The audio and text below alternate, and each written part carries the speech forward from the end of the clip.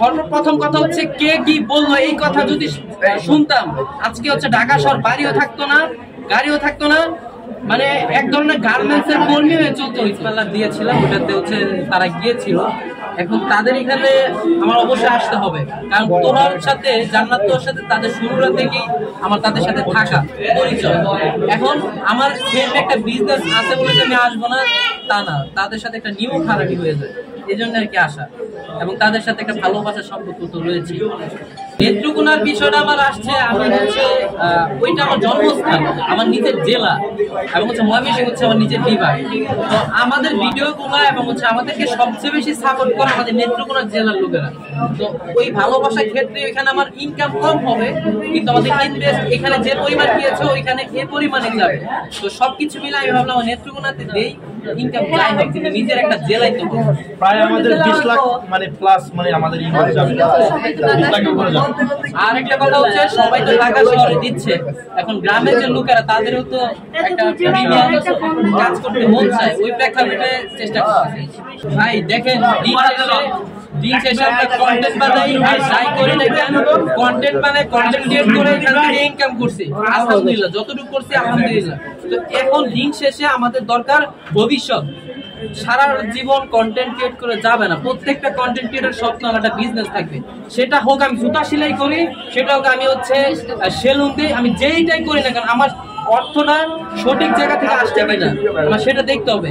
আমরা এখানে কোনো চুরি করতেছি না, কাউকে বাটপারি করে টাকা নিচ্ছি না, সেলুন দিচ্ছি, তারা আসতেছে, তাদেরকে কাজ এবং সার্ভিস দেওয়ার মাধ্যমে হচ্ছে আমরা তাদের কাছে টাকা নিচ্ছি। যারা নাপিত বলে আপনাদেরকে তাদের উদ্দেশ্যে ভাই সর্বপ্রথম কথা হচ্ছে কে কি বললো এই কথা যদি শুনতাম আজকে হচ্ছে ঢাকা শহর বাড়িও থাকতো না, গাড়িও থাকতো না, মানে এক ধরনের গার্মেন্টস এর কর্মী হয়ে চলতে হইতো, নিজের মানে পরিবারের সাপোর্ট করে না।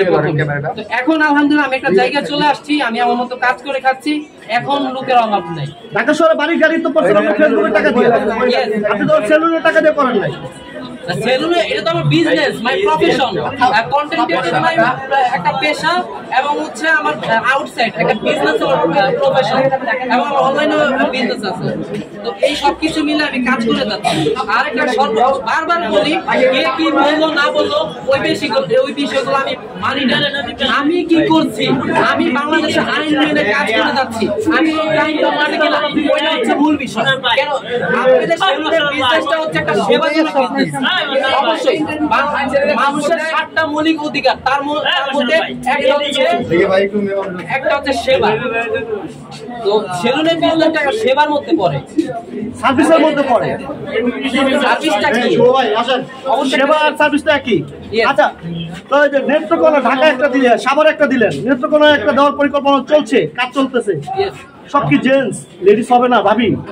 না না, আপনাদেরকে আমি এখানে বলে রাখি আরেকটা কথা, আমরা যখন সময়কে হয়তো এই বছরের শেষে তাকে আমি আর কন্টেন্ট বানাতে দিব না, তাকে আর কোনো ভিডিওতে দেখবেন না, এটা আমি বলে রাখি। আমাদের বিজনেস এই লাইটটা বন্ধ করেন ভাবি।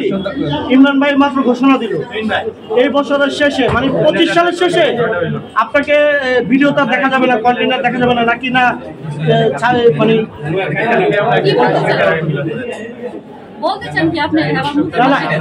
আমি বলতে চাচ্ছি এটা ইমরান ভাই বললো এই বছরের শেষে। সবাই বলে বউ ব্যবসায়ী, ব্যবসায়ী দেখি যে আমি যদি ভিডিওতে না থাকি আসে কিনা। আপনিও বলতেছেন বউ ব্যবসায়ী।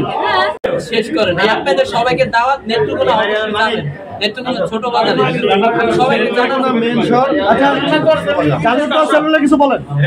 আচ্ছা জান্নাত সেলুনের বিষয় হচ্ছে তার রয়্যাল সেলুন মিরপুর স্টেডিয়াম 2 নম্বর গেটটা, এটা 2 নম্বর গেটে অবশ্যই এখানে সবাই আসবেন। তার পার্লারটা এত সুন্দরভাবে করা হয়েছে, মানে আমি তার মানে 100-এর মধ্যে 100 দিতে চাই, অনেক সুন্দর এবং তাদের কোয়ালিটিফুল হয়েছে। তো সেও যাই করছে আগে পরে কি করছে জানি না, সেও একটা বিজনেস দিচ্ছে, সবাই তাকে সাপোর্ট করেন। অনেক গালাগালি দিচ্ছেন, অনেক কিছু বলতেছেন, অবশ্যই এই ভিডিও তো গালি দিবে।